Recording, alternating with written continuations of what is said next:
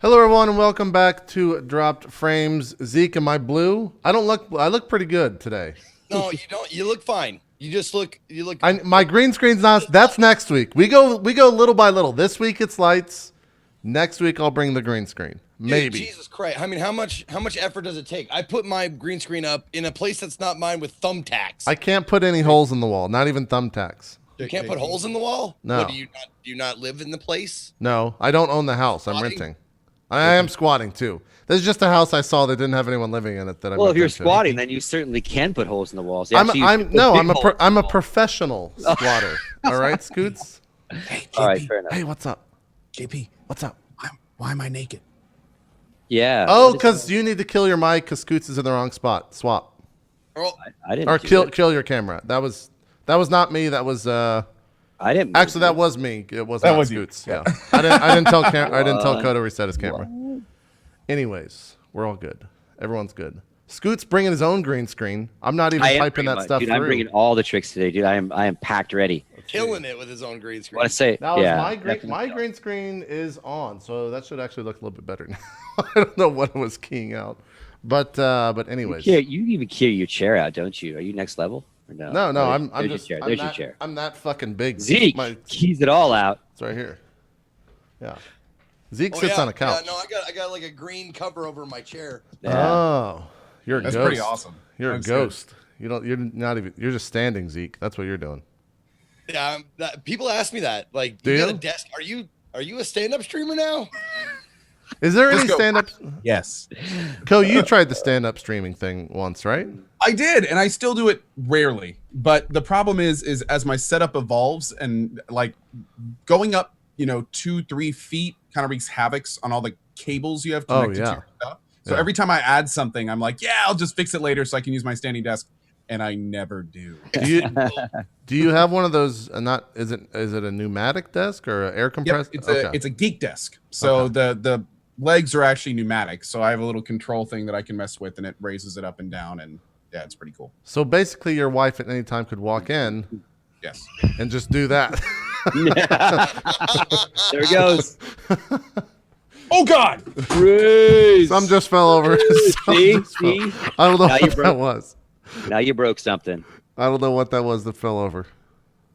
He needs a healer. It was expensive, is what it was. But anyway, we're gonna. Someone needs to take a screenshot of that and make you a lurk emote. Yeah, that'd be a good lurk mode for sure. Oh, I didn't know Professor Broman does stand-up casting. And he plays dude, his shoulders have to be fucking swole as shit to stand like that all day because he only plays console for the most part. I didn't know that. Anyways, let's talk about Sir Scoots, our guest on the show. He looks very perplexed as to why he's here. He had a furrowed brow when I said that. By the way, yes, this is the OMG Scoots. Ran Yes, out of people. JP, I don't know. Welcome. I'm excited to be here. I guess. Look, when I go for guests, I'm in the easy. I need an easy guest to get on. One that will be responsive, respond appropriately and quickly. Show up I don't on have time. to fucking chase them down. They bring their own green screen. You're like the full package. You come fully equipped. I figure it's the as we said off camera. It's at the Overwatch beta funeral show. Well, this so is the Overwatch I- Anonymous. So Yeah, this is the weekly meeting of Overwatch Anonymous. So I brought Lucio, so he's ready to go. Okay, My boys there are you go. here. there you This go. actually might be the only time that I'm the young, not the oldest person on the broadcast. No, Ooh, there Thank you go. Thank you. Oh, that's true. That's true. 49, be 50 in August. Just to Get put out of there. here! no Out there, way! boys and girls. Yes. You don't look a day over 48. Yeah. Thank you. I try. guess Better living through chemistry, as they say. that's true. That's true. I've done a real talk episode with Scoots, so people that Yes. have been around my content for a while know all about Scoots, but Co's viewers and Zeke's viewers probably not so much. So I guess a brief, because you have kind of a storied history in the world of streaming, Scoots. So a brief introduction of who you are and what you do. Yeah, I guess I'll try to keep this quick. I'm old, so obviously, but I've always been a gamer. Even like before video games, like board gamer and stuff like that. Grew up in a family that was very game centric, whether it was card games or Monopoly or whatever the games were, right? Scrabbles, etc. So, 2 older brothers, so always competitive, and then obviously it started with Ataris, Intellivisions, I still have fond memories of being on the school bus with the Mattel football game. Beep, beep, beep, beep, beep. A basic little football game, passing it back and forth with your buddies. So always been a gamer. Fast forward to through all the consoles to PCs, and playing a game called Half-Life, and then a mod for it comes out called Counter-Strike. And sucked me right off of Team Fortress. I was like, wow, this game Sucked me right off. Sucked him right off. Crazy competitive. There's no story. There's no single player. This is a mod on a great engine for multiplayer. And my mom just handed me a note. Life begins at 50. I take care of my mom. So there you go. Thank you, Mom. There you go. Yeah. There you go. She's on it. So I get into the competitive side of video games through that game, right? Other than like we're all competitive. We play with our buddies. I mean, video games are competitive. You're trying to beat a boss. You're trying to beat a score. All those things all through all video games. But esports kind of elevates that, or competitive gaming, where you take a certain game and you elevate it to a skill set with a rule set defined, and then you see who can win. First for fun and glory, then now for obviously lots of money and fame. So Counter-Strike sucks me into that. I start on a team or a clan. Then we weren't teams, we weren't businesses, we were clans. Clans, or you were a guild if you were in WoW or something like that. Guilds and clans. Guilds didn't exist though. It started as clans. It would have been clans, yeah, and not to be confused with like the KKK, but like Right. with the C, right? Right. Clans. So I was in a clan for a long time, helped run one, kind of a grassroots one in Counter-Strike, went to a bunch of CPLs, which was a big organization that ran events in Dallas, Texas. As you know, JP. I wonder if people even know what Scoots or Code. Do you know what CPL is? Have you ever heard of CPL? Coronation Pressure Linguistics. Yeah, that's the company out of. That's the other one. That's the the other one. Yeah, that's the more well-known one for sure. Yeah. Anyway, I know it's a league, but I don't know. Yeah, long since gone league. I'm but just obviously back interested in the to see day, like what people know these days. I would say the hardcore remember it, but obviously anyone new to this, like this bubble of esports, because obviously it's definitely had its blow ups, if you will, of fan bases, Right. And exposure. So anyway, we're competing there. That leads me to a company called GotFrag that you actually worked at for a while as well. That was basically work. It was was GotFrag was basically a spot for esports volunteers to go and act like they were doing something. Well, yeah, for sure. But we basically covered it. If you would, like you would cover, ESPN would cover sports. So roster moves, write-ups about strategies, all that kind of stuff, went to the tournaments, all those things. That led to first covering the sport of Counter-Strike in print and in video, to then watching people around us in the same kind of years, guys like DJ Wheat, et cetera, were broadcasting other games and Counter-Strike, but radio only, right? And they were taking, and literally, they're called shoutcasters today, which is wrong because they're no longer doing that. Right. Because back then they used a piece of technology called the shoutcast server to actually broadcast their voice to everybody else. And you would get into your Quake server and you would sync up with DJ Wheat's voice in a shoutcast server, and you would watch yourself and listen to him. So they were doing all this kind of coverage of the sport. And they were just starting to dabble into video themselves as well, buying TriCasters and shit. And we were just at GotFrag doing the old-fashioned side of it, if you will. But we finally looked around and went, wait a minute, why are we just this kind of media company? Why are we not doing events, streaming them, broadcasting them? ESPN covers basketball. They bring you basketball matches. We should invest and do this. So then we started doing it. And that's really what got me into the streaming side and the broadcasting side of video gaming, was producing and directing Counter-Strike tournaments and buying all the gear and figuring out how do you take a computer signal back then into something to then let you put graphics on top of it and have any sort of excitement on top of it and action and bring audio in. And then how do you get that back into something to encode? Like, because those solutions all didn't exist back then, right? The days of capture cards and OBSs and vMixes and Game Show and all these different programs, non-existent, right? Windows, media encoder, then Flash, media encoder. So that got me into it, and I just slowly progressed with the technology, did all sorts of stuff. GotFrag ended up having a studio. I was vice president of broadcasting, did a bunch of stuff like that, upgraded all our gear along the way, blah, blah, blah, blah, blah. Fast forward to then working at EG. I was a team owner for a long time in the industry as well. Also did broadcasting under a team umbrella with our making team videos as well as broadcasting tournaments, etc. Fast forwarded me to leaving that company, becoming a freelance broadcast guy. So the last 5 or so years, I've been behind the scenes of esports events, directing some, producing some, and now In Counter-Strike, hosting some desks for some and consulting about production for some. And that it's a long history. I tried to go through it pretty quickly, but and basically all self-taught. Like I went to school for hotel and restaurant administration and hospitality, the meeting planning industry. So while logistics came into play with my degree, production nerdy shit is just like a passion. Like we all have a passion to play video games. I have a passion to play video games and be a production nerd. That's why I have this stupid shit sitting next to me, you know? So there you go. That's it. How long have you made this your job? Like just this industry? Really, it was a long time coming, Zeke. So I kept a career in event logistics for literally almost all of my career in esports, probably up till about 5 years ago. When I joined EG and we really started rocking and rolling, I did event logistics for about 20 so years. So helping corporate clients travel the world, hosting big events, tournaments, not so much tournaments, but sporting events. Could be product launches, could be trade shows, but kind of the corporate side of the wine and dine world, right? But that's a freelance job. So you take those gigs or you don't. It's like being a band roadie, right? So I always did that shit around my esports shit. But about 5 years ago, probably at the peak of EG, I was finally able to dump all my contracts but one. And I kept my Olympics and Coca-Cola World Cup gigs because those were just too badass, you know? And I finally gave those up. But financially, financially,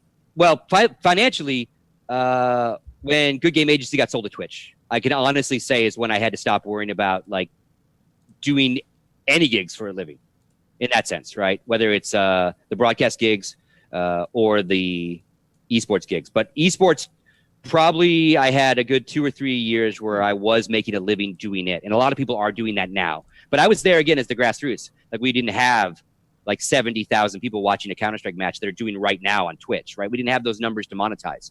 So, like there was no money to pay anybody, right? Even players. Yeah. So there you have it.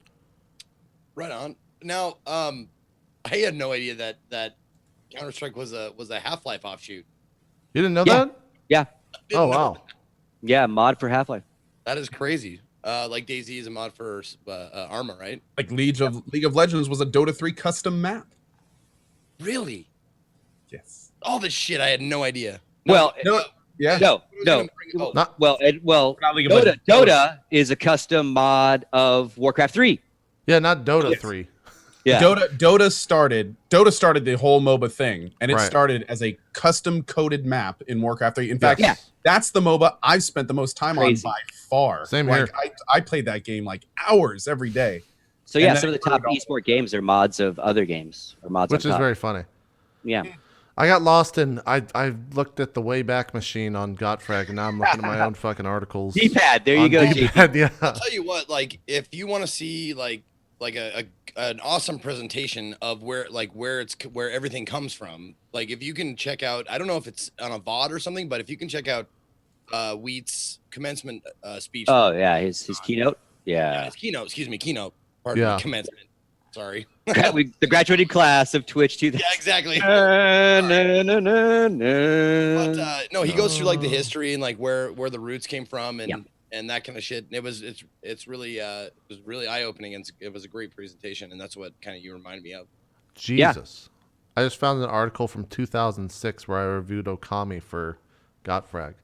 That's old as fuck. Yeah, I mean, you and I literally 10 years ago, this year we were in Las Vegas covering an MLG Halo Pro tournament at the Red Rock Casino in Las Vegas. Yep. And I think you weren't old enough to drink, but we somehow figured out a way to get you in the Irish pub, if I recall. I think that was you. You were nervous, maybe? Were you nervous? Was that you? I don't think that was me, because I didn't actually start drinking until Too Good got me drunk on my 21st, or not 21st, but when I turned 21 at WSVG Kentucky. Which is weird. Maybe you were too good and you didn't even come in the bar with us because you were. Well, I remember at that MLG, they had like a little side VIP area where it was an open bar.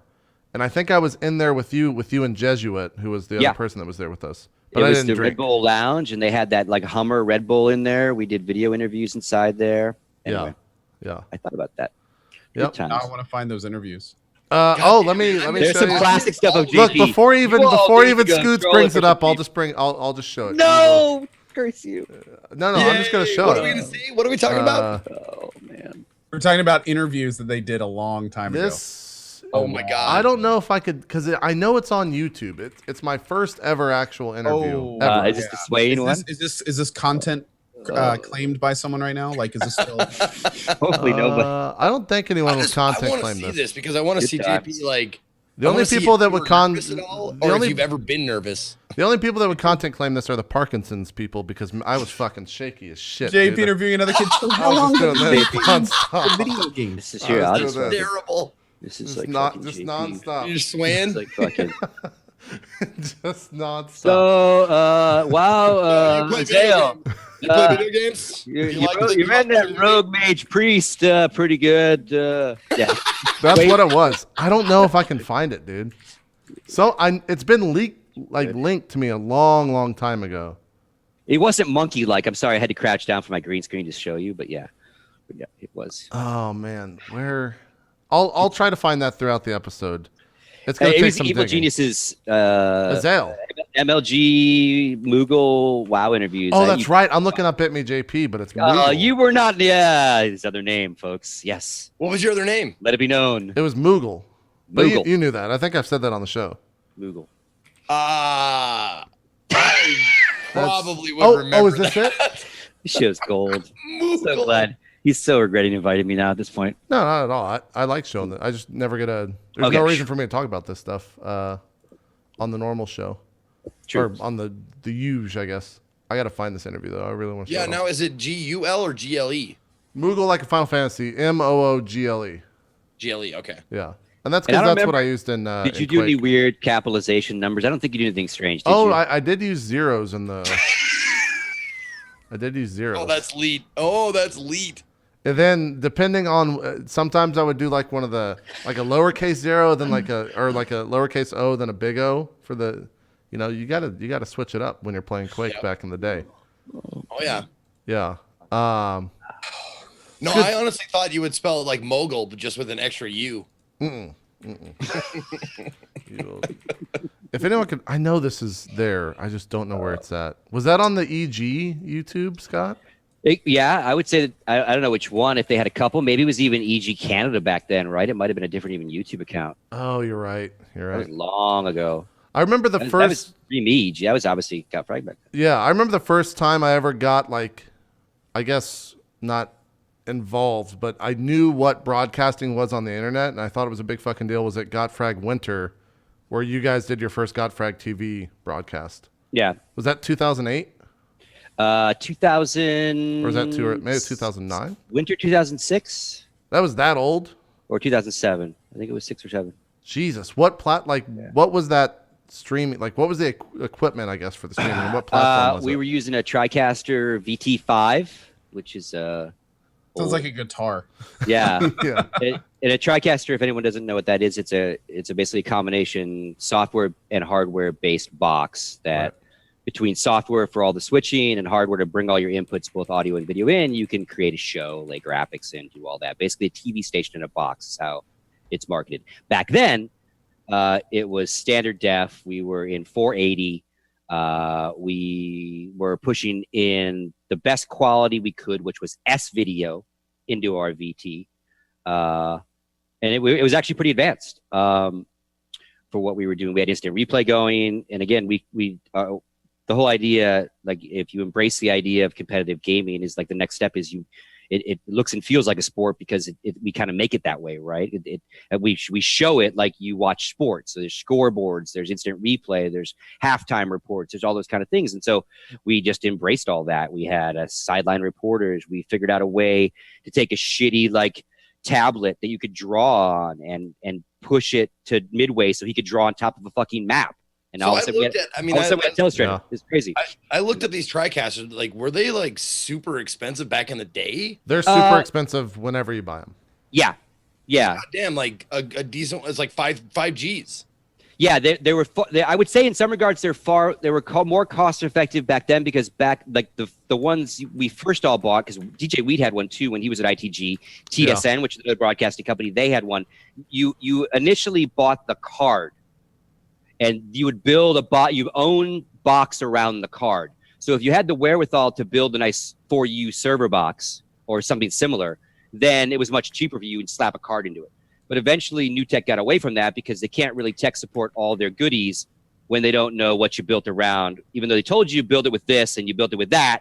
So now they sell the entire package and they just sell different sizes. How many inputs do you need? How many outputs do you need? So, and they're I would say it was expensive. cheaper then for us, Zeke. To answer your question, cheaper then because we could get the other stuff cheaper because we were in the gaming industry and in the tech industry to get chips and build our own PCs and all those kind of things, right? So that was a little cheaper. No, Yeah. you have my rapt attention talking about this shit. Honestly, I just see you like in 50 years or like 100 years, like in Epcot Center, like an animatronic you going, we used to use TriCasters. like the Hall of History. I mean, it's come a long way. Like, and again, now TriCaster has tons of competition in the space. Back then they didn't. Like Black Magic didn't exist. None of that stuff that you all use or anyone uses. There's ATEMs, there's capture cards. Just none of that shit existed. We literally had to use like shitty VGA scanners that you would buy if you were like at a convention and you needed the guy to take his PowerPoint presentation, get it out of his PC, and put it on a projector for a show. Found it, Scott. Those weren't made to do high frame shit, right? So how do you take that? How do you get an in-game signal out good to then actually send it over a shitty pipe like 10 years ago? You know? Yeah. Oh God, there it is. This isn't the one with the Zell, but this is the one with make it up. Spo. You can't make it up. I had a shaved. This is actually the shaved head that's on my license. I think I got my license around this time. You're literally like, and I think unfortunately for you, I think the Azale one's even worse. And I think No, that the one's Azale one inside was the first one. Yeah. And after that one, whoever was filming it was just like, you need to stop fucking shaking. That was done probably. Yeah, it wasn't shaking from it wasn't like my hand was shaking. It was the sway. It was the Yeah, you're just swaying. You're just swaying. Yeah. Look at the mic. You can see the mic right there. Yeah. That was Brian Dunn was your camera guy, DG guy for. I think Brian Dunn an was. editor. Yeah. Yep. You're doing the Shepherd Shuffle right now. I am. Dude, yeah. Thank you. I Yep. couldn't quite do it justice. Yeah. No matter how much we're making fun of you, I am so fucking jealous that you got into this so early. Oh yeah. Yeah. Because like around this time, I was working. I was doing karaoke in a bar. Like that was my job. I was a karaoke jockey or whatever you want to call it in a bar. And you're out here doing this fucking video game awesome shit. Someone in the chat. Terribly, I might add. Someone in the chat goes, still looks like he doesn't give a shit. Yep. Oh, that's so funny. Yeah. That's funny. Look, you all sponsored up with that EG shirt. I was wearing the EG shirt. That was part of the You know what's kind of contract. wild though? If You're JP were fucking to mugging shave, him. if JP shaved right now, he would almost look exactly the Yeah. same. I probably would, yeah, for sure. Wow. I pretty much, I didn't really. The hairline would be a little bit further back. If you shaved your head and all of your beard, you'd look almost identical. Yep. How Are many they years ago hearing- was Are that? they hearing sound with this too, or not? No, That would have been. I can turn up sound 10 if you years want. ago or so. JP, is there a date on that? 10 years or so? Yeah. Let me 10 turn years up on ago. Wow. it. This is him talking though. I played against him before. Shut up, Spo. No one cares. So JP, you everyone aged like knows an that WoW Asian is woman. basically I had a WoW list tournament back then, play is too. basically counter-comping the other team. Everyone knows that you guys can run the setups that you ran Can you hear it? in San Diego. Do you guys have any new setups that you can possibly talk about for Orlando? None that I can really talk about. I can say we do have a few new setups that we've definitely See, been no one working cares on. what Spo wants to say, So you might see those in some of the I definitely you're had a fucking list. 20? Let me look at the date on the video. Let's see. It was 2008, so that was 8 years ago. Yeah, I was 21, 20 or 21. Wow. I was probably like almost 21 actually. Yeah. Yeah. But yeah, It's all come a long way. that was one. That was. Were you working at EG yet here, Scoots, or were you still at No, Godfrey? I was Godfrey. Okay. Yep. Yeah, there's an older one that was worse too. I gotta find it though. I don't know. Is I don't there know. any old footage we can find of Scoots? Scoots was I- never I really haven't- on camera back in the day. He was always the guy kind of behind the scenes, right? Yeah, there's a couple actually. If you Google, I mean, there is an MF. If you Google MFAVP Sir Scoots, you'll find a couple old interviews. MFAVP. I would say that's kind of it is a side story because I was going to events at a CPL with a team called UGP, right? And an older guy, and I bumped into a couple other older guys, these guys that were running MFAVP, and one of them was doing some TSN broadcasting, this guy, Jason Baker, like 8 or so years younger than me, but again, kind of also player / like doing a little bit more And these guys were running around making videos and trying to figure out how to make videos at events and then sell. Hey, Intel, can you give us some money so we can go to this event, put your name on it? We have the Intel like interviews and blah, blah, blah. So they asked me one event, hey, you want to do a few interviews for me? And I'm like, yeah, in between matches, just, yeah, I'll throw a shirt on. And I interviewed like Moto and Shagwire, who's now a professional poker player. Yep. SK won a tournament. I interviewed them. So I did a little bit just for fun. That guy ended up being Alchemist, my partner in crime at GotFrag TV, and kind of the tech wizard behind how we decided how to show the game of Counter-Strike, how to tell the story of a round, 5 in-game cameras going, all these kind of crazy things where we actually started producing Counter-Strike, who now today announced, thankfully, that he's one of the producers at the E-League in Atlanta. He's helping Turner show Counter-Strike properly to the world when they do their TV stuff this year. So that's really cool. Alchemist? That's Alchemist. So, awesome. So through a happenstance, and I knew who he was, but like through that kind of bonding experience of hanging out with him, led me literally. That's how the GotFrag TV thing started. So Scott, you had a soul patch? I had a soul patch. That's us doing a demo of some bullshit right there.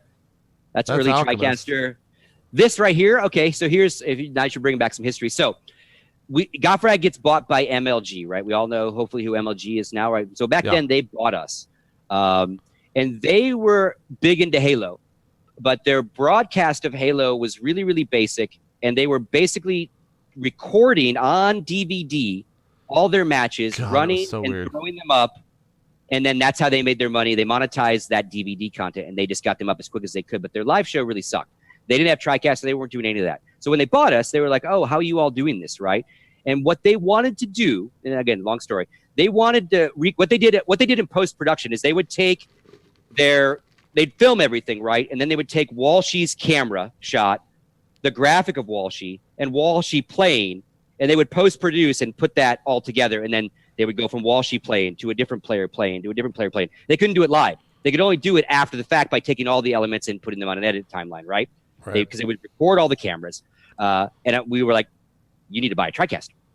What is that? So what that test right there is literally the test we did, because what they wanted to do is they wanted to go, hey, can we push one button and go with actual in-game, actual live camera of the player and his graphic to that guy? Can we composite all that live, like on the fly, sports live? Yeah, here's how you do it. And we sent them that. And they're like, holy fuck, you did it. I'm like, yeah, that's how the TriCaster does it. It's all about matting, and you set up macros and shortcuts. And if I hit the button 2, that means grab this graphic, grab this camera, grab this, and do it before anyone even knows I'm doing it. And they were blown away. So GotFrag TV basically then went and taught MLG TV how to live produce their streams, which they now do really, really, really well, long past us. They still actually use TriCasters as the core of their production hubs. Did you teach Ryan? I taught Ryan, and Puckett came to my house and watched Alchemist and I do like a remote like Counter-Strike tournament. We had casters here. We showed them all set up. That's who we did that test for, was for Ryan. He's like, show me. Yeah, I explained it. I go, this is how you do it. He's like, well, just show it. And then I flew to New York, showed them how to build all of it for their Halo shit, went and pushed the buttons on their very first Meadowlands where they did it live. That's a little inside baseball, but Ryan is he's now the content director at MLG.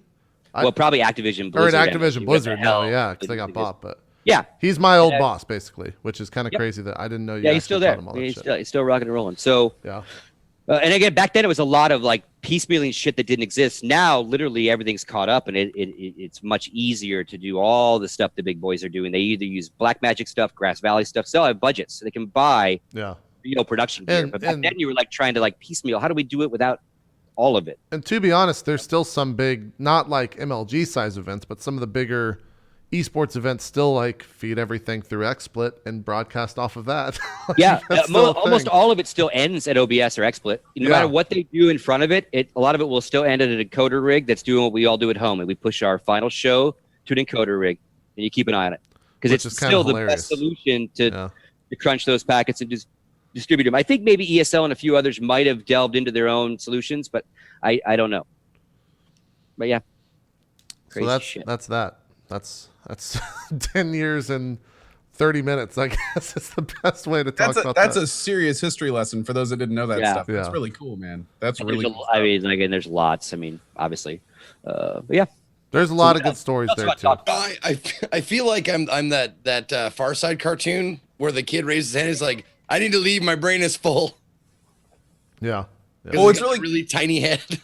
What's really cool is everything they just talked about leads up to like massive news that just dropped like in the last few months. Like we keep getting announcement after announcement of like new giant CS leagues and pots that have never been bigger and viewership goals being broken all over the place. Like everything you guys just talked about is the foundation Well, of all this stuff that's happening right now. I still remember because back in the day, like you never got viewership numbers for the big MLG events or the ESL events because there wasn't a number that you could go to like Twitch. Yeah, because Twitch didn't exist back then, right? Like they hid their viewer numbers, and I want to say that like a couple World of Warcraft events got up to like, and Scoots, you can correct me here, but like didn't they get up to like 6 digits back like 6 years ago? Yeah, and again, to your first point, yeah, before the players weren't public facing in the sense that you could see a viewer number, right? We all used OctoShape or some other plugin or some other private way we had to buy bandwidth or. Let me just tell everyone how shitty OctoShape was. OctoShape was a peer-to-peer program that you could use to stream MLG or stream like an event, right? So peer-to-peer.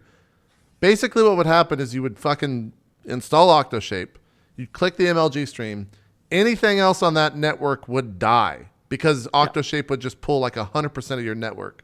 So like all you could do is watch that stream and that's it. You couldn't do anything else. So the amount of bitching that would occur from that on forums, like when is someone going to get when are we going to get off OctoShape? Just nonstop. It was ridiculous. That was the #1 complaint back in the day. Yeah, and that was, that was our only way to cheaply deliver the product. But unfortunately, it was an instant barrier of entry because how many of us would be like, wait, install what? It does what? No, sorry, I'm not watching. I'll wait. I'll watch a score bot. I'll wait to see the score. You know, it's unfortunate.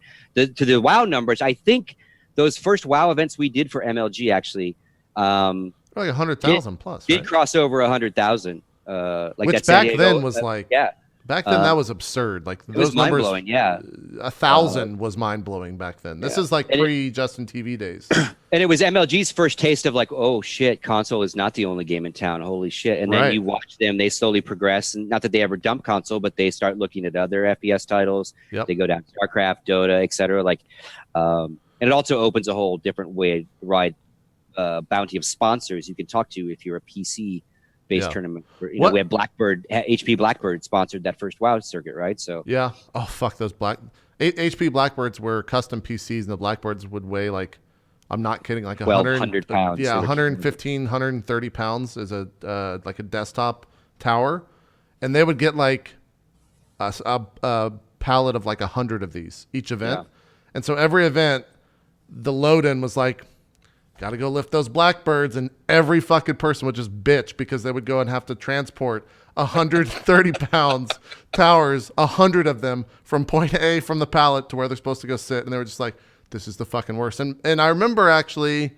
and this is probably whatever, I don't work in MLG anymore. There was an event, and Scoots, you might have been there. I don't know if you were or not, but it was the last event where Blackbird was like activated at the event where it was a sponsor.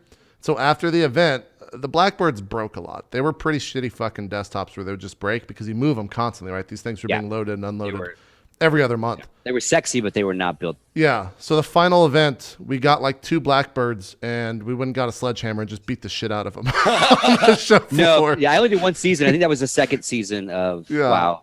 I think too that someone filmed that and put it on Twitter, and the people at MLG got fucking furious because like, here are some MLG employees beating the fuck out of this Blackbird desktop for a sponsor. And we're just tweeting it out, just promoting the tweet of us beating the shit out of these computers. So, and again, like, I mean, the same thing that makes what you guys talk about every week possible is really what blew up esports too, and that's like not having to use an OctoShape, not having to pay Akamai or some proprietary Bright Cove solution to deliver to the masses. You know, so you can actually then monetize against your content. And that's like Twitch, Justin TV, Ustream, Stick'em, all these different things came out, right? Obviously in reverse order there. And we tried them all, right? Like, again, like you said, JP, DJ Wheat's freaking keynote walks you through that whole process of like the fucking chase for bandwidth so we can actually make money and monetize the cost of the content back to what a TriCaster costs a lot of money. Once you can monetize it, then the TriCaster gives you that extra bang for your buck, right? But it's a hard sell when you lose all your money to bandwidth. Remember when we got that CPL bill from OctoShape, and I was like, holy fuck, I Yeah. thought we did all right. Because at one point you look at the numbers going, yeah, how many are watching? 20,000, 25,000, 5,000, what? And then you get the bill 2 months later, you're like, oh, what? I mean, No. it was Yeah. years ago. How much was the bill? It was like 30, 40 grand. What are we talking here? Yeah. I think our bill was 25K.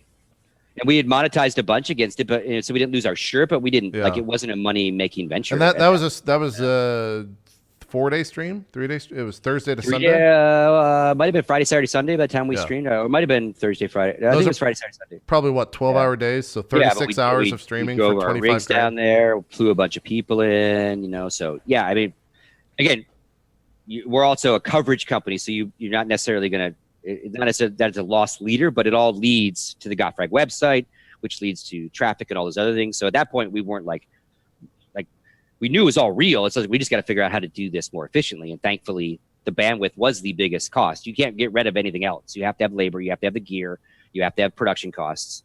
But you can't, like, if you can get rid of that big one, the big one in the room is that extra bandwidth cost, and that's basically gone. And not only gone away, but in some instances, like it could be a sponsor. Yeah, I mean, Twitch sponsors a lot of these events too. So so deal breaker. I mean, deal changer for the world of esports for sure. And now everyone's fighting over it. Obviously, right? It's kind of ridiculous today. You made a tweet the other day where this is all going to be different in a couple of years. Like, why are we fighting so much? And behind the scenes, it's not like a fucking House of Cards episode, but like there's a lot of like land grabs going on. Game of Thrones episode, bro.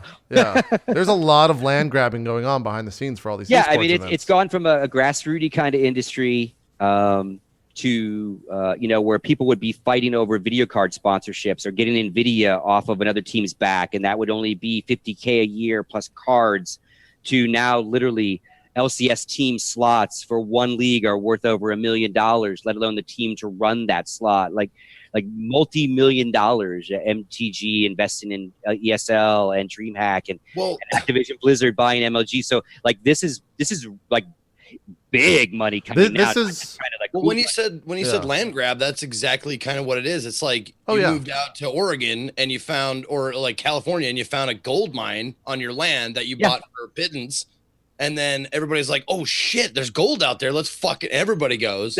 Yeah, for sure. It's so funny because like I remember the exact conversations back when we would go to dinner after the GotFrag TV days, and we were like, "Man, what if this what if this shows up on like TBS?"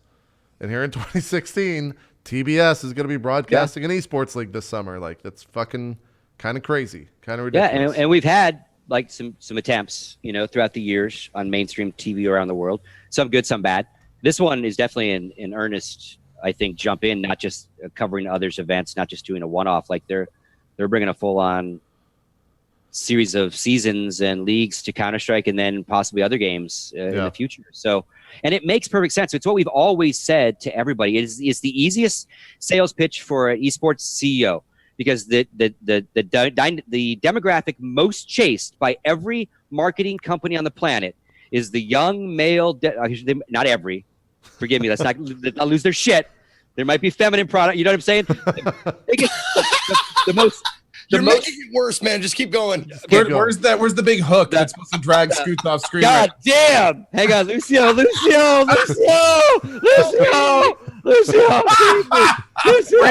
Down, Scoots. Lucio. Got the beat. Point being that the 15 to 25-year-old male demographic is the most sought after demographic for lots of disposable income companies. No offense to female gamers at all. They would fall into that because they don't watch TV anymore. They don't read magazines. They don't read newspapers. They don't get any of the traditional media that old world is used to, right? They all live here. And everyone wants them. And the endemic companies obviously were the first ones to jump in. The Intels, the Steel Series, it's like the skateboard manufacturers and the wheel companies and the truck companies and the shirt companies and the short companies all caring about skateboarding and surfing. They were all first, right? They built those sports. You can look at every action type sports, grassroots type sports, maybe not the footballs and the basketballs, and look at the people that make the gear. They were the first people to give a fuck on a business level because they make the gear, right? We had the exact same thing. And then once it blows up, everybody else comes, right? The t-shirt, the Coca-Colas come, the car companies, the telecom companies. And that is now finally, and TV. ESPN owns the X Games. They own the most prolific, maybe not the coolest if you ask any of the people that participate, maybe not the most badass event in their minds, but it is the most globally reaching action event on the planet. And it's owned by a media company, right? Why? So they can serve those brands, right? And they get a lot of shit for it, right? The athletes give them a lot of grief for the X Games not necessarily being true to the roots of a lot of their sports, right? Anyway, so we grew that way. And now we're seeing this big, like, Lords of Dogtown, I always quote, is a great movie about the skateboard world, right? About like the grassroots business people, the grassroots players, and then like the money showed up, right? And now like we're definitely seeing that. And we've had phases of that in esports, and now they're fighting for exclusive leagues and exclusive rights of teams and exclusive telephone coverage. I mean, Twitch in themselves probably are wondering what the hell's going on, because for a little while they were everyone's only stop. And now you see companies like ESL actually multi-platforming all their shit. So no longer is ESL a Twitch company. They are on Hitbox. They are on Azubu. They are on YouTube Live, maybe. They are on TV in Sweden. So, like, because for that business of content creation around esports and leagues, the more places you are, the better, right? So, again, does that mean that we get to a point where we get into broadcast rights discussions like we have in real sports, right? It's getting very, like I said, it's gone from the wild west of businesses to like Chicago, New York mob business, man. Like there's like, we get along, but some of you are going to get fucking shot in the fucking head. It's going to happen. It reminds me of trying if you try to make a film, like you're a writer and you make a director, make a film, like, okay, this is a great film. And then, but you need someone to make it huge. So you have a producer and the producer's like, well, if I'm going to give you this money, my son has to be in the movie. Yep. And also you can't have any nudity. Sure. Like, nudity is the main part of it. Nope, can't have it. I'm giving you money. So I get to say what goes on. Yeah. And it's constant compromise in the growth of any business, right? And we definitely have that. We still have it, and we're not done with it. You know, but again, we're very sports-like, so you can always look at how sports has done it, but that's not always necessarily the right way because they did it that way because they were just the first in doing it. Right. And talking about what Zeke was just talking about, like just what was it? A couple months ago, the tournament lineup was announced, and like half the teams that were supposed to be there weren't, and there were a bunch of teams on there that I didn't even know what was going on, and just by reading my Twitter feed, I was like, those guys don't belong in there. That's obviously exactly what you guys are talking about right now. Like the deals that happen behind doors to get them in there with their names in front of them and stuff. And and it's an interesting mix because again, like esports also at its core, like if you're a team owner, it is also different than if you're a team owner of the New York Yankees, right? You have different revenue streams, right? The Yankees have a stadium to fill. They have all sorts of way bigger merchandising deals. They have other ways to make money other than kind of having to be a marketing arm of sponsors. Like you don't see logos all over certain sports right now. Maybe you could if those leagues in the XFL you did. In the XFL you did. Obviously in racing you do. In golf you see some.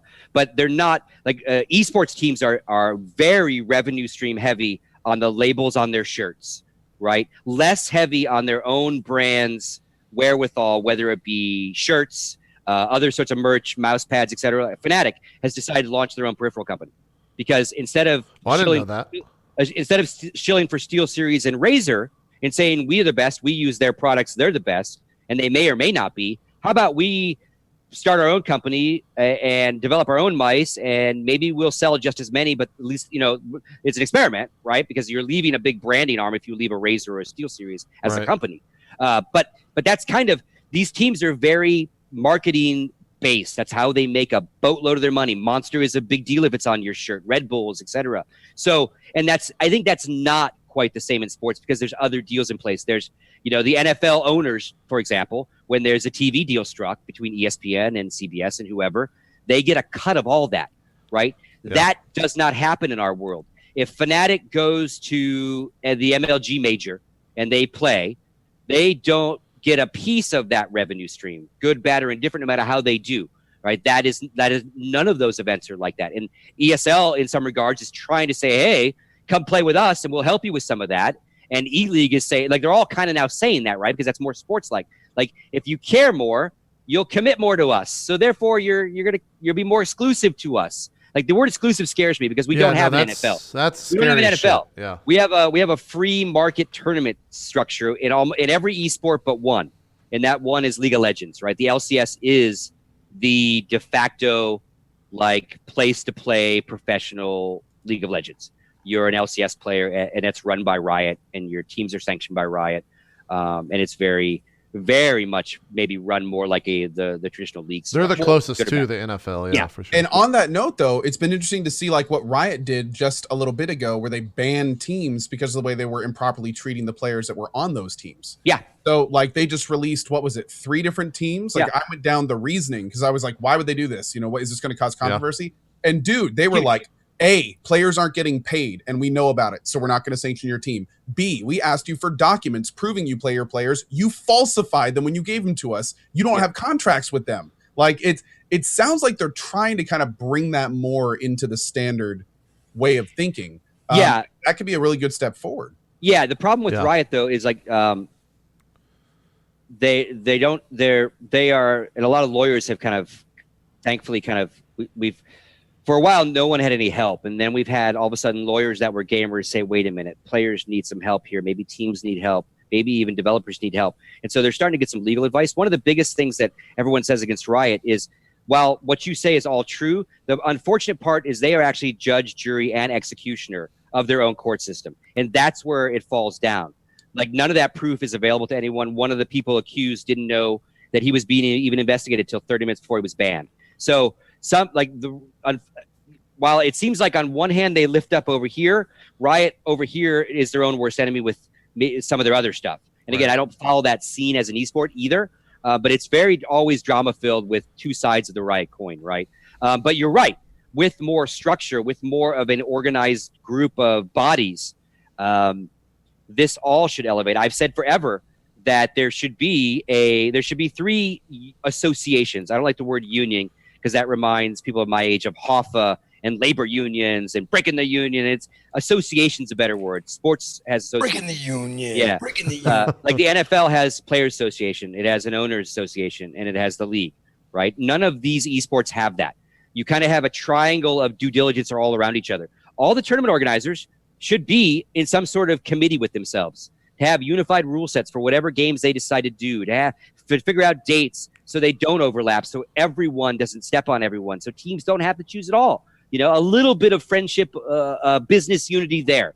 Owners of MGOs, multiple gaming organizations, meaning you have more than one division. You have Counter-Strike, you have Halo, you have League, etc. They should all be in some sort of association, and the players should be in some sort of association. And then all 3 of them can collective bargain against each other to make sure no one fucks anyone in the ass anymore. Because you got a whole lot of all that. Whoa, jeez, man. Yeah. Family show. And it could be a great tournament organizer who gets screwed by a shady team who promises to come to your event, and you advertise that and you sell tickets to that, and then that team pulls out for no good reason. It could be a shady team who dicks over players. It could be a great team and a great tournament organizer who shady players go, fuck your contracts, I'm quitting, and I'm just leaving. And I'm leaving you high and dry, and you sold $200,000 of sponsorships against me. Tough shit. So all of these things need to grow up in some regards, right? Yeah, that stuff's been happening in esports for years. Like So real quick though, as people that are much more experienced in this industry, like what would be the first step in seeing a progression like that? Like which of those arms would need to step up, or would there need to be like a big communal effort on all arms coming together and deciding on an oversight? Like, I guess how would that process begin? To kind of expand on that for Scoots, because I think you're the best to answer this, but the G7 existed at one point. Scoots, does that like that need to come back, or is that just a bad thing of its time? The G7 was like not at all what it. The G7 ended up being a cabal of powerful teams that worried about their powerful teams. Gotcha. Okay. The exact opposite of really what it was supposed to be on paper. It was unfortunate. Now that in theory, an owners association, if you are a team owner with X amount of revenue, you know, because everyone can be a team owner, right? I could send you all shirts and we're going to a LAN where I'm a team owner, but like should have access to some sort of association, right? That is somehow vetted. Again, that's all spitball, and I don't know how you do it. Sports kind of all did it organically. I I think what's going to happen is the tournament organizers are going to be the ones that fight for land grab of what games they basically own or have the majority of, in the sense of tournament space, teams that are willing to go there versus somewhere else. And maybe that's how tournament organizers decide and divide and conquer. One goes, okay, I'm taking this game and this game, fine. I'm taking this game and this game. And they don't fight over Counter-Strike anymore. They don't fight over Overwatch. They just split up. I don't know how that's going to be. Right. I think the one people that need to unify under their games more than anything else are the players, because forget all the businesses around sports. The athletes are sports. These players are eSports. So not that they're all getting screwed right now. They're all making, in a lot of regards, more money than they ever did playing their video games, because everything's risen this year, at least for the top levels in a lot of games.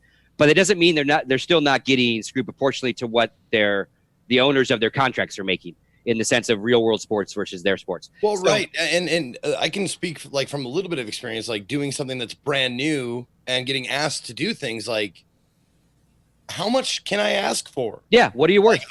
Like, it's like, here, we could afford to pay you, Right. $5,000, but you'll take 500.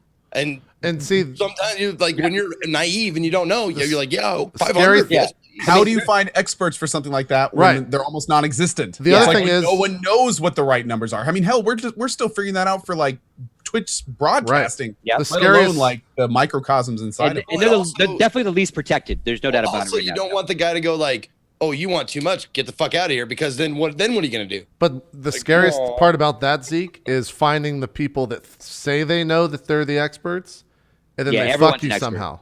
Yeah, everyone's an expert. That's happened so much in esports. It's fucking Yeah, ridiculous. I mean, everyone has esports consultant in their like Twitter bio. It's like so easy, especially with Yeah. all the new money coming in, looking to invest. So the Right, I mean, players, there's a fuck ton of money and of going course, around. I think the issue with the players having an association is that they're kind of short-sighted for all the right reasons, right? They're worried about themselves right now and making sure that maybe they don't get screwed right now. And a player association for a game like Counter-Strike is something that really pays off in a couple years when it really gets some legs under it and it gets itself going, and that guy might not be playing anymore.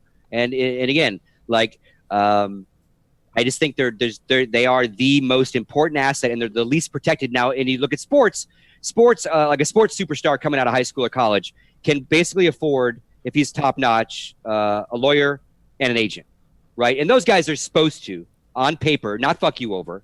They're supposed to work in your best interest to make sure no one else fucks you over, right? And they can afford to get paid because they're taking a slice of that really big contract they're going to get from you. Maybe as we grow these player salaries to be commensurate with what they're actually worth, that slice will be able to be chopped off for that agent and manager type to, again, look out for Johnny's best interest. Because right now, that kid signs by himself with a team. The team basically acts as agent and team owner. And that's a huge conflict of interest in so many ways. But again, like what an agent right now, if I'm an agent and I've got all the Hollywood connections and I got all the big name money, I can bring you Doritos and I can bring you Taco Bell and I'm going to bring you Pepsi, motherfuckers. I'm going to go after a much bigger fish, and that is a team owner. That is a league, right? Because my slice, my 13, my 15, my 20% is in the millions if I bring a team a deal, because you've got 50 athletes versus a Counter-Strike team of 5, right? So I'm going to be an agent for a team, and that's unfortunate, right? Because the players are the ones that need the agents. They need the support. And it's been talked about forever. Everyone knows it. Everyone agrees that it makes perfect sense. But I kind of am of the belief that a player or an ex-player of note, a group of them should be the ones to do this because it's their thing. I could certainly wave the flag and go, hey, yeah, I'll start a union. I'm not them. I'm not, Right.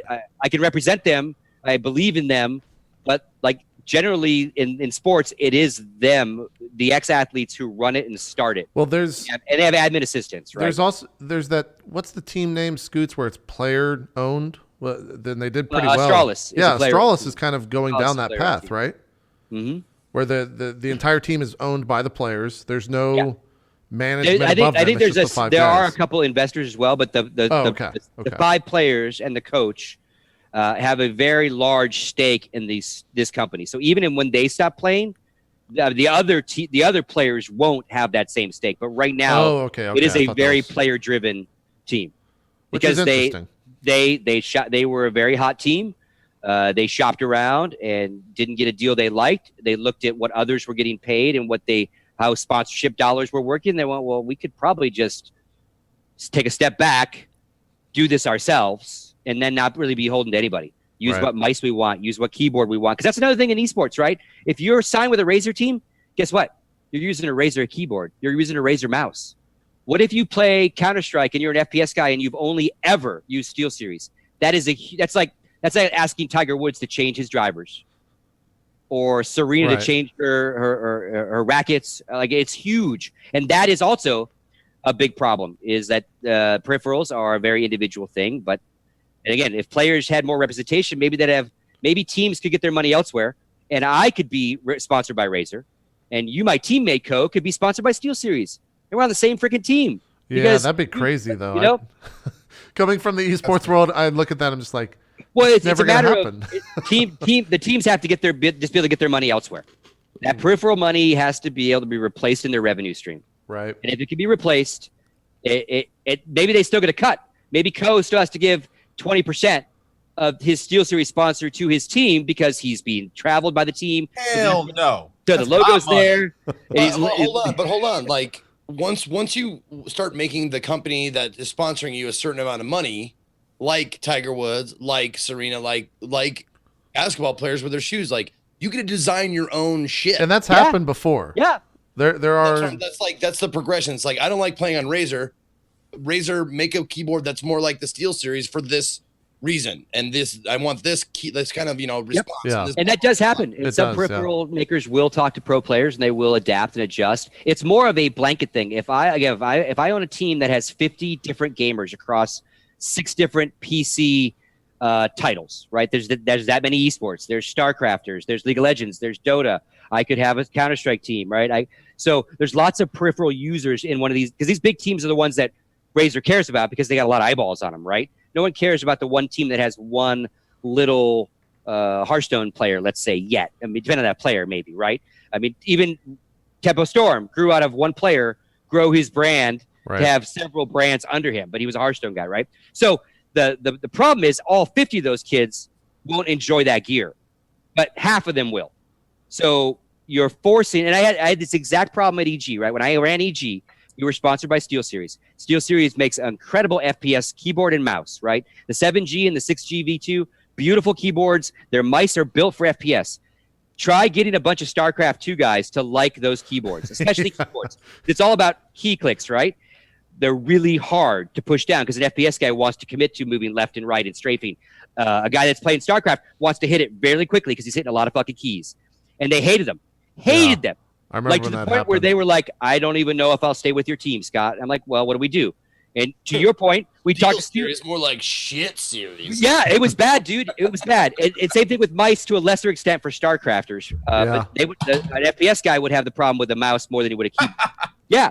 To the point, though, we were able to go to SteelSeries and go, hey, can you make a keyboard with a lighter switch? And they did. The Reds came out, right? So, but it's just, again, that would be a revenue stream for a player that is primed and waiting to happen that hasn't happened yet. Peripheral sponsor, right? Maybe not even headset, because like this is almost like just a selling piece, right? What they wear on their head. But their mouse pad, and their keyboard is essential to a PC gamer, right? And just like a controller would be to a console esport guy, right? Most of them are sponsored by Scuff. They don't use default shit because the default shit sucks. And I'm now ranting on your the funny part about that please too. continue. This is great. This is awesome. Welcome to Drop Stream. I'm loving this show so far. Scoots, the funny part about Scuff is that now like Xbox is getting into that business because it's making so much fucking money. Like now the creators of these lesser controllers is now getting to the hardcore controller market because they ended up being such a fucking huge market. And again, like you bring up the making their own stuff, and I brought up Lords of Dogtown. I mean, those earlier skateboarder guys all made boatloads of money because they had their own boards. They made their own boards. Yeah. Tony, I had a fucking Alva board, man. I can remember it clear as day. Like, and that's how that was their first when they got a board deal, and someone was making a skateboard. What board? What was the name? Tony Alva. Oh, Alva. Okay. You know, and that was their thing. It wasn't getting sponsored and, you know, getting rides to places in California. It's like when they struck a board deal, that meant they had magazine ads and all those things. And that was their like glory. And these guys don't have board deals. That's it. I want to get these guys board deals. There you go. Get them some board deals. It's Get them some board deals. Zeke, you were going to bring up something. Do you still remember it before I cut you off? No. You I guys forgot got to it. start remembering stuff when I cut you off. Or I'm gonna stop cutting you off. It's fine. No, he got me thinking about like, yeah, I remember I went out and bought the Tony Hawk board because it had not only was it Tony Hawk, but it had like the fucking bird skull Oh yeah, on it, and I was like, that fucking is awesome. yeah. I mean, I saw 13 that. Years old. I saw that yesterday. My cousin just turned 13 and he wants a headset. And I said, why do you want this headset? And he rattled off some YouTubers that use that headset. And I was like, all right, I guess I'll get you that headset. Are there products now that have like esports people's names on them? Yeah. Yeah. There are a few. And there are a few that are very. I mean, Fatality's a perfect Dude, the example. Fatality series. Yeah. Yeah, he's got a whole series of products. He'll like build your whole Fatality PC. Edition. Yeah. He'll build your whole PC. I think at this point he's got motherboards. He he's got- does really well for himself. I remember what I was going to say An now. entire suite of computer components, just Yeah. like Scoot just said. Like you could get Fatality It every. started with creative, and then it went motherboards, and now you can buy pretty much everything. He's got his name on everything. Zeke. Yeah, no, I remember what I was going to say. I was just going to interject and say like this is supremely interesting to me because I never had anything to do with esports at all ever. I didn't know about it. I didn't watch it. None of my friends even Didn't did you do the Bocce Pro Circuit for a while? that kid. I'm going to, when I see you again, it's going to be a periscope of me punching you in the jaw. No, I mean, honestly, like none of my friends had PCs. There's only one friend that I had that would do like LAN parties, and I wasn't invited because I wasn't a big enough nerd and I didn't have like a good enough PC to take over to do these LAN parties with them. Right. And so it was all console, and like my PC was used for porn, and that was it. Yeah. And I didn't do any of this. This is all just I had no idea the storied history behind this. The weird thing is, Zeke, is they use their PCs for porn as well at the same time as being at the LAN. It was amazing. Yeah. So you missed like Half-Life Deathmatch and all that kind of stuff, and like throwing toilets at people and shit. No, with the when people talk about like Quake, I missed that entire boat. Oh man, those are the days of my life, man. I can't believe you guys are talking about using your PC for porn. That is ridiculous. That's like, use your phone. That's true. It's so much better on your phone. No, okay. Phone's pretty good. Zeke, the best. I think I've told this story before, but Well, no, okay, hold on. Before I move on, before you say what the reason why I was so behind is because I live in I live in the biggest city in Montana, but it's also only 90,000 people. Gotcha. So it's real small, and also the 5 states around us are the least populated states in the union: North Dakota, South Dakota, Wyoming, and Idaho. I'd want to avoid Zeke Like too. that whole area. Like if you look at a map of lights at night, you see this big dark area right around where I'm at. That's where we're all coming when the zombies come. Because no, we're gonna I'm go. saying is, Yeah, we've we're been gonna go behind the times. We've been behind the times. wide open spaces to where we could see them coming. Yeah. Yeah, it's just behind the times. We're like a year to 10 years behind the times on almost every fucking new tech or anything like that. Like you've seen The Matrix, we right? still have a thriving Radio Shack. We have Really, a Radio Ra- Shack. Holy shit! Radio Shack. And Wow. it still does great business. Wow. That's probably the What? last one in the U.S., dude, because they closed down nationwide for the most part. Yeah, they close down like 75% of them or something. But yeah, Yeah, we still have a Radio Shack that does good business. That's crazy. But that's what I'm saying. Like it just takes forever for shit to get to us. I guess someone has to sell shit to Trump Unless supporters. it's widely sold, like console stuff. Yeah. Like Xbox, PlayStation. We got that on time. Yeah. But like PC shit, like no one knew what it was, and everybody was like, "That's technology, and we don't trust it." Right. Yeah. That kind of shit. So that's why like I missed the boat completely on that, or else I would have been like, elbow deep in it with you guys. Yeah. I think that's why I'm glad that my parents were just open to being like, yeah, I guess just fucking buying that computer, but make them build it. And I was like, okay. Random side question, Zeke. Do you have any blockbusters left? Ooh, No, they're closed down It's completely. all Redbox now, right? that we do have red boxes, lots of red boxes. Does Blockbuster own Redbox or no? If they haven't bought them yet, they should have. Hey, Well, they actually, they're out of money. Never mind. No, Yeah. they probably never bought Red. I guess Redbox is its own thing. We did have one of the last rental holdouts, like of Blockbuster and stuff. We still have Hastings. Hastings still rents movies and stuff. I don't even. What is that? I don't even know what a Hastings that is. is. Yeah. Oh, you guys don't know Hastings? Okay. Oh, no. yeah, Hastings. I don't know think of we any like rental video places here. I think around we have at all. one rental video place left. It's called Vizart in North Carolina. Wow. But they also sell food and shit, and I guess that's how they make their money. Yeah, like I don't. Oh, you guys have food and shit where you're at? We have a food and shit here. Yeah. That's a I great love- change. I'm just gonna head down to the food and shit and get some Shit. light bulbs and meat. You know what the funny part is? If someone made an actual store called Food and Shit, I would. Oh I'd go my there god, hard. yeah. Like, Like, oh, we don't have jalapenos here. Have you tried food and shit? Yeah. Yeah. Yeah. It's true. There you go. They have food and shit. one step closer to idiocracy. One step Exactly. closer. One step closer. Food, beer, and shit. That'd be better. I mean, there's a billion ways we could take this. Cohen and Zeke, do you guys have any specific things? You were gonna wanna- ask me something. Oh no, I was gonna tell you a story about QuakeCon, but it's kind of lost its. It has to do with porn, so it's kind of just lost its. Oh, okay. Well, I mean, we porn would is always a we good would go topic. to we would go to QuakeCon when I was, I don't know, 14 or something. And one of the things about QuakeCon was that it was a giant LAN. It was the dream hack of the U.S. Right, back in the day. And I don't think the BYOCs are that big, but the funny thing about QuakeCon is everyone would come there and they would open up their files or their computers on the network, and it was just this huge file sharing. This is during the days of like Kazaa and Napster and all that stuff. So it was just like, Yep. Oh yes. it was a file sharing heaven. There was fucking everything. Yep. The other thing that there was is LimeWire. there was porn, and it was just rampant across the networks, and there was no policing. And I don't know if there is today when you go to a BYOC like that. I'm sure it happens at DreamHack. I'm sure it happened last week at DreamHack. But you would go, and people would just open up their porn folders, and we're talking like petabytes of fucking porn being shared on a rapid basis between like 1,000 PCs. And it was the funniest thing when I finally got to a point where like I was with Slasher, one of Scoot's friends. I'm sure everyone else knows him as well. And I think that was the first event I ever worked at for Gotfrag. It was me, Slasher, and Single Coil. And we got to kind of go behind the scenes to the guys running to the NOC, which was the center of the BYOC. And it was like 2 a.m. And he goes, "You want to see what's being transferred right now? Like, do you want to see the net graph of basically the network?" It's like, yeah, sure, why not?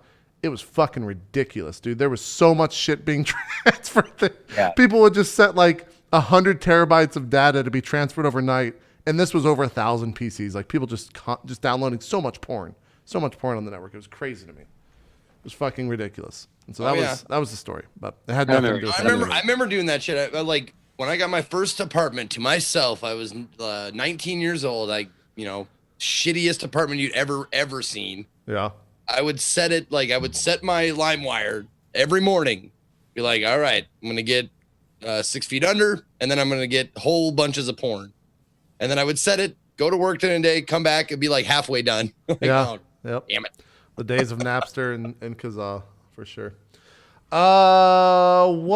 What else can we?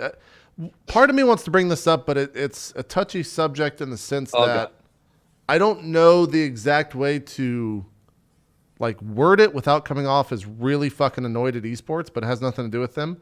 I feel like Twitch.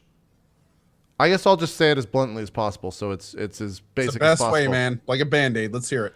I feel like Twitch caters to esports way too much. On the front page, in terms of just supporting them, and on the weekends, when there's a big esports event, everyone else's stream has issue. There's fucking ingest servers going out. Like, do you think that's an issue at all, Scoots? Do you see that kind of behind the scenes being true, or am I just completely off base? I I hope I'm completely off base. I don't think you're off base. I think you bring a bias. 100%. But there's nothing wrong with that either. I think inherently the front page is broken in the sense of how to properly show all the good content at any given time. Because there's too much. Right. And sometimes it's sold. Those slots are sold. Sometimes they're just reserved. So they're long-standing partnership deals with the ESLs, with the DreamHacks, with all of those esports companies, right? Now, do they all deserve to be in that rotator just because they're live and they happen to be live for 12 fucking hours? Is that fair? Right. Probably not. Probably not. You're absolutely right there. What I would say though, and I would defend, and I think the numbers would defend, is that esports built Twitch. 100% can't. Be I bought can't by argue Amazon. that. Yeah. We are the regulars in this really, really big buffet restaurant. And without us, this is a totally different company. Maybe not 100%. so much. And as they do more and branch out, less so, right? With creative, with music, with all of you doing more and bigger and better. Like that whole, like esports will always, I think, be one of their homes. And obviously they have competition. Like we just talked about, ESL is putting their stuff everywhere. So they'll end up probably losing deals and stuff will end up just on Hitbox. It already happens, right? So I agree with you that they probably get too much play and they probably buy a lot of it. Or again, have deals in place for the amount of content they give that gets them X amount of Sure. rotating hours or whatever, right? And is that fair to everybody else who happens to be live? No.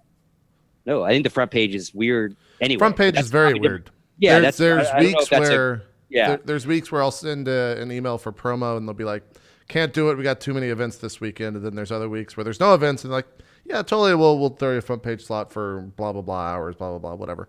But yeah, like this past weekend, like DreamHack had, I don't know, they fucking do 30 games with 30 tournaments at DreamHack. In front page, it's just DreamHack, and I'm like, Yep. Where's the rest of Twitch? And maybe it needs to be a ratio thing. Like maybe because it's one thing if there's like a Counter-Strike tournament, right? And so maybe that, like the major's happening, so that's in the rotator. But a variety of other things should be in that rotator because that's what Twitch is. But if DreamHack can literally have, like you just said, 4 out of the 6 or 5 slots there because they've got that many people watch, that's great for esports. But is that really great for what all Twitch is now? I don't know. Right. And does esports of all things on Twitch need the front page rotator to have good numbers? Probably not. Or the exposure. The thing is right now in chat, Co is one of them saying, people are just saying, yeah, I haven't been to the front page in like 4 years. Like they don't use the front page. I'd love to see the statistics on that.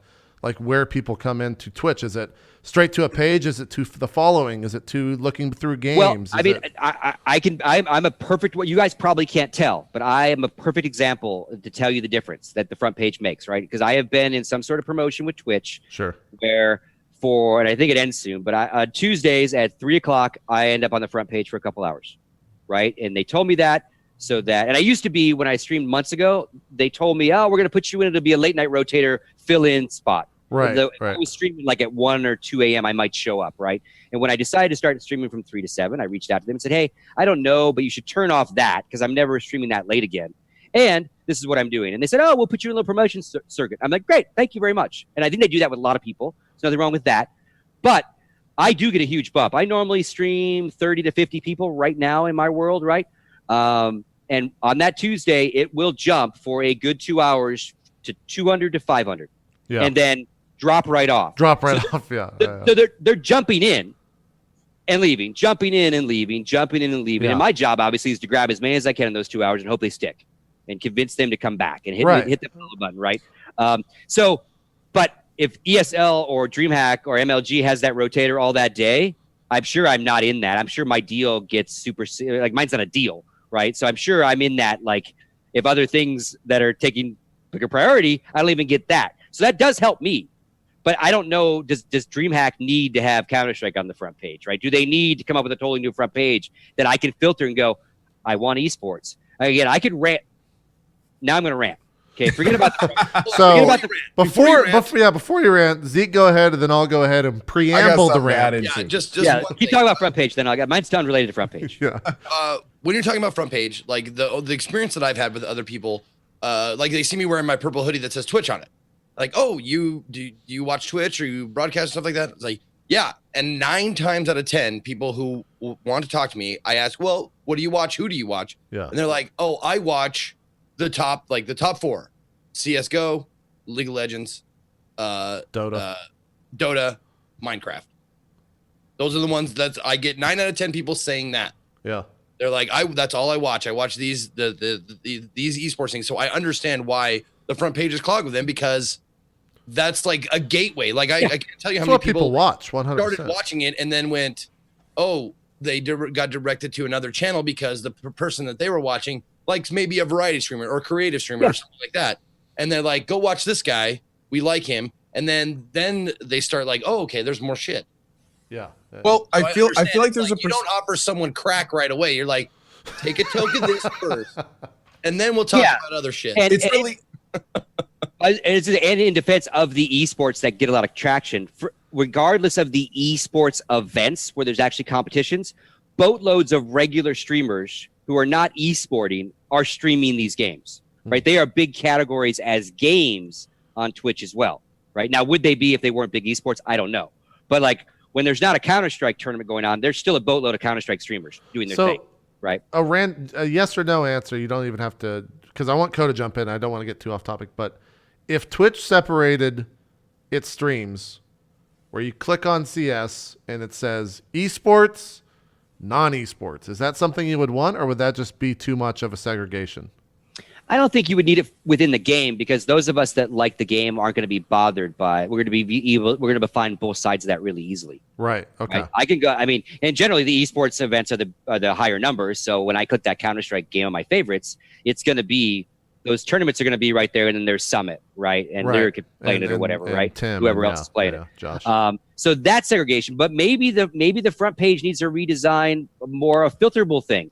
Well, 100% it needs redesign. You know, Twitch now there is a knows that business probably. model there, right? Obviously, there is money sometimes changing hands on what happens on that front page. So I don't know how Twitch deals with that. Maybe it's separate columns, because I would love an up and coming area that it's not anyone famous at all in that sense, you know. And Lyric never shows up over there, but maybe Lyric shows up over here, right? Because I like my bump, right? So if I like it, obviously every new kid that happens to get a spot up there is awesome for that brief moment of exposure. And if you know it's happening and you can try to grab that, that's awesome, because that's going to go away from me. I think I'm done with it. So, or very soon. It's like a quick little thing they're doing. So, and I think they rotate who they do that for, whatever. I don't know how Twitch runs it, but yeah. So I don't look at the front page that much either, because of generally I look at who I subscribe to and who I follow. Yeah. So my rant is for those that work at Twitch that are watching me right now. Go ahead. We'll let you rant. This is Live on 3.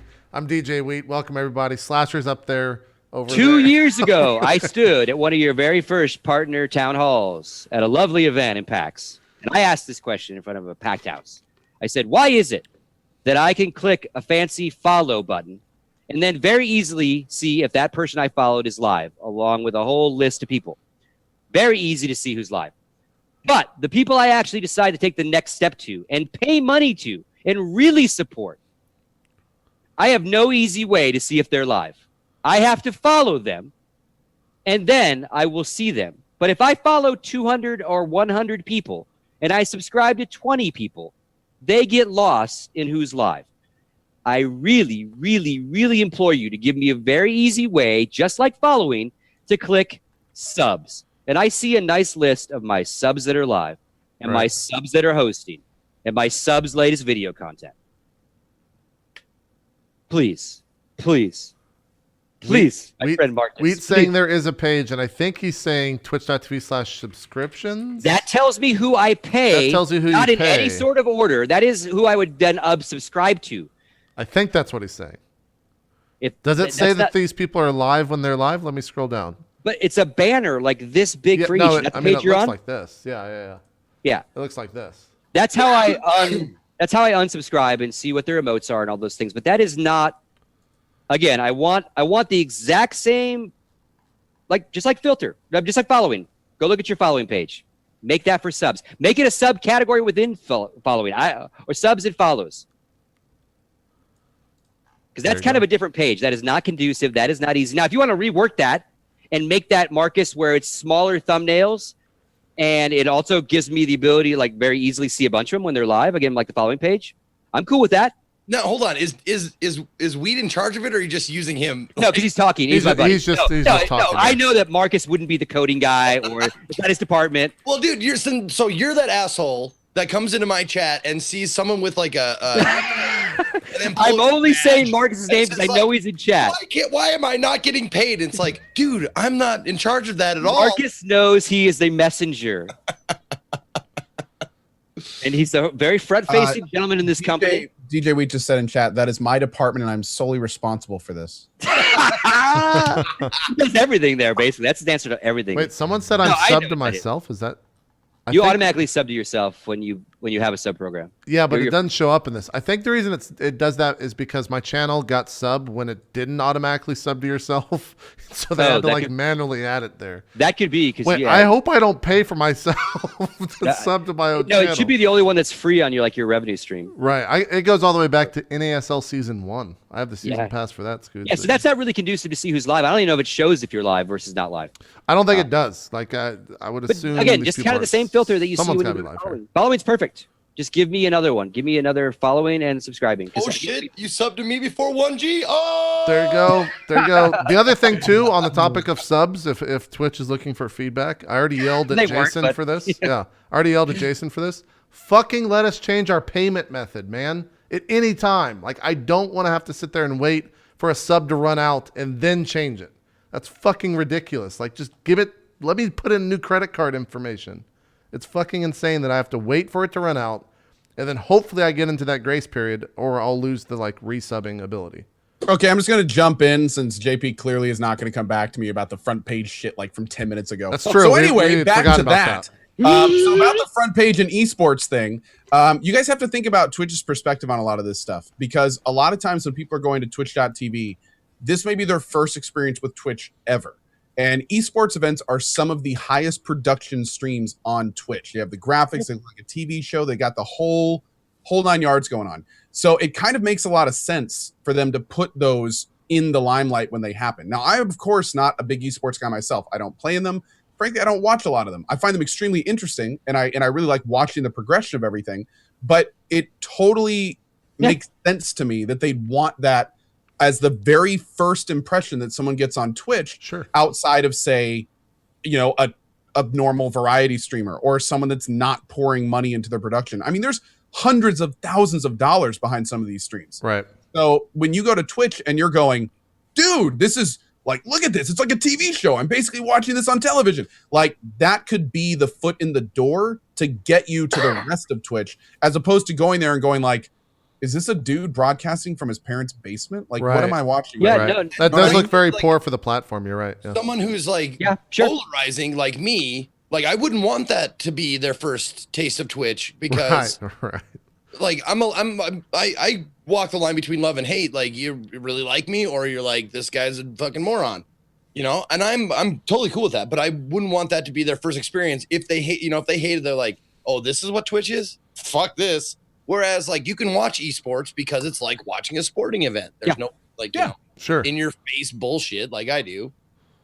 Or it's not, but there's also not like some dude like paint, like sculpting a thing. It's like, wait a Right. minute, I thought this was gaming. Yeah, I mean it's good, solid content. Right? It's something to It be is. proud of. So Very you would true. put it on your front page. I get that. There's no doubt about And it. on that note, I mean, there's a lot of broadcasters that are doing their damnedest to get their streams up to a level of production that matches that. And I think as Twitch moves forward and more of these streamers are making those jumps, that, Twitch is going to be talking to them and getting them involved and kind of bringing them in. I mean, anyway, I was going to talk a little bit about what I did in the last few days, but needless to say, Twitch is paying attention to this stuff. Sure, And yeah. they're what they're doing makes a lot of sense in terms of producing the brand, pushing the brand, and most importantly, growing streaming as a whole. So Yeah. Yeah, I think. Yeah, I mean, it's a huge part of their business, so you understand why it has a huge chunk. Of Oh, 100%. I think Twitch looks at their front page daily, and they're probably just like, we have to get a fucking new front page. Like, right? Like, why is this still here? Because, like you said, it's 6 slots for a fucking website that has like what? How, is it a million users or some crazy shit like that, and 13,000 partners? Like, Yeah, one I other don't quick even- thing to add, slots. though, because I think this is also a big deal. Going back to what you said about earlier about splitting Twitch into esports and like normal gaming, I guess I don't know what you'd call the other side.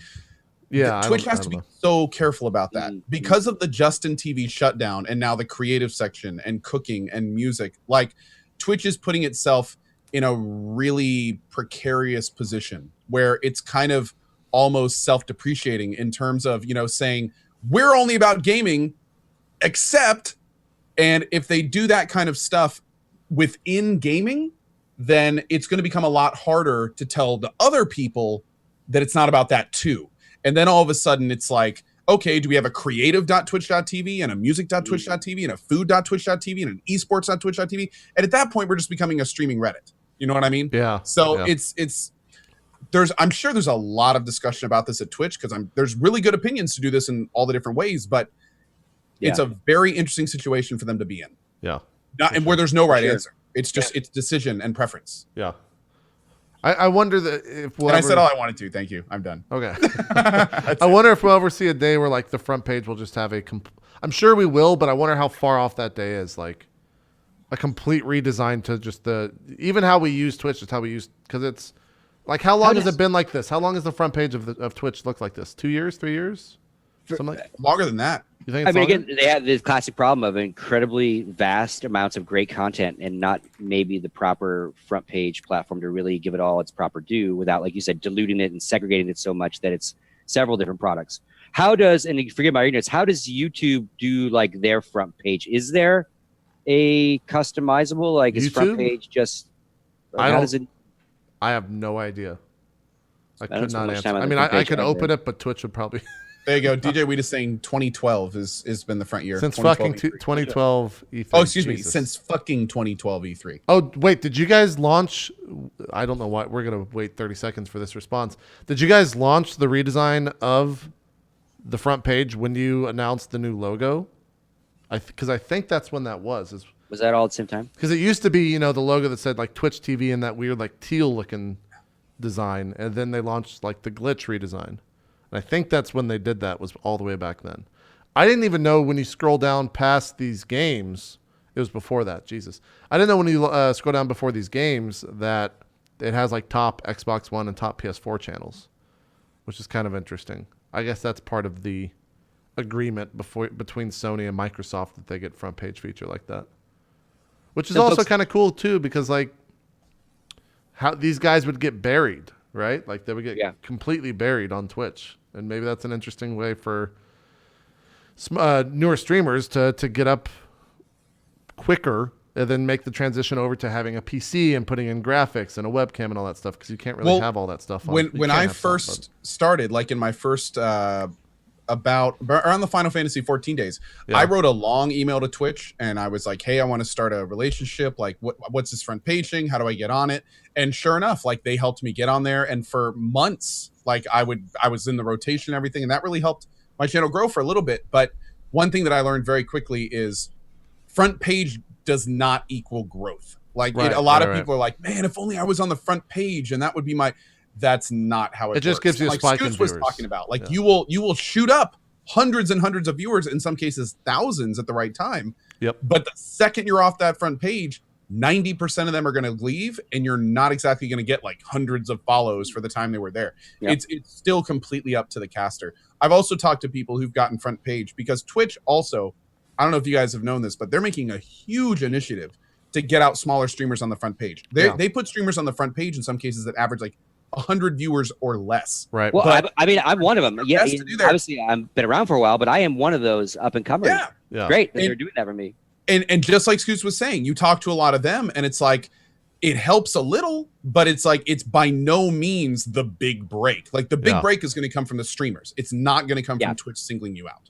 And you know, it's important. I mean, this almost leads like the lyric conversation about like. Right. I think we'll take a break and definitely come back to that. Also, the other side of the coin, is I've heard a lot of the broadcasters that do get front page like that, you know, average sub 100 views.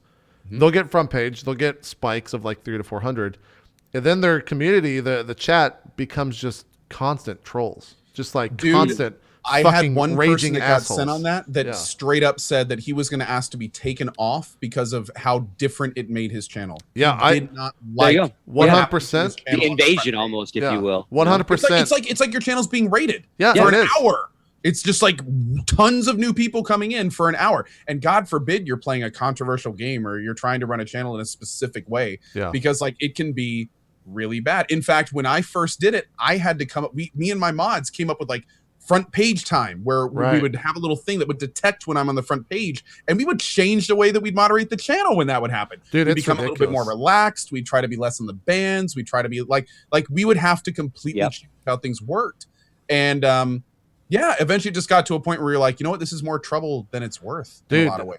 Dude, that shit pumps me the fuck up. Really? I love it when people come in and say, "Hey, hello from the front page," because I mean. Oh, they every don't once say in a while, that. They say you fucking suck at this game. Why are you streaming? No, it pumps That's me. what I love get. it, man. JP, No, I that's love just it. you. Oh, I get off on that shit. I want them like to come in Interact and talk with shit it? to me Okay. because Zeke, you're an improv like fuck, comedy Yeah. artist though. You Karaoke feed off that jockey. stuff. That's like Yeah. powering you up. You're a But Roki for a lot of jockey. streamers, when we're like already a little bit, like trying to keep things in order and trying to make things run smoothly. Right, when right, you see right, people right. drop in and start yelling shit at regulars Yeah. and stuff like that. It's kind of like, what? How am I supposed to approach? Like it's curveballs. Front page is curveballs. Yeah. And if it's how you deal with them that matters. Don't get me wrong. I've said a lot of negative stuff about it. There's some budding streamers that have completely knocked it out of the park. They know exactly how to treat it. Like Zeke just said, they can feed off it, improve their cast from it. Like for some people, it works just freaking fantastic. It's a trial by fire for for others, sure. it's a lot more tumultuous. Yeah. I mean, I get every time like, who is this old guy? Like I get old jokes all the time, but I don't get them when I'm not on the front page, right? Because I have a small crew, right? So like that big diversity of like your regulars.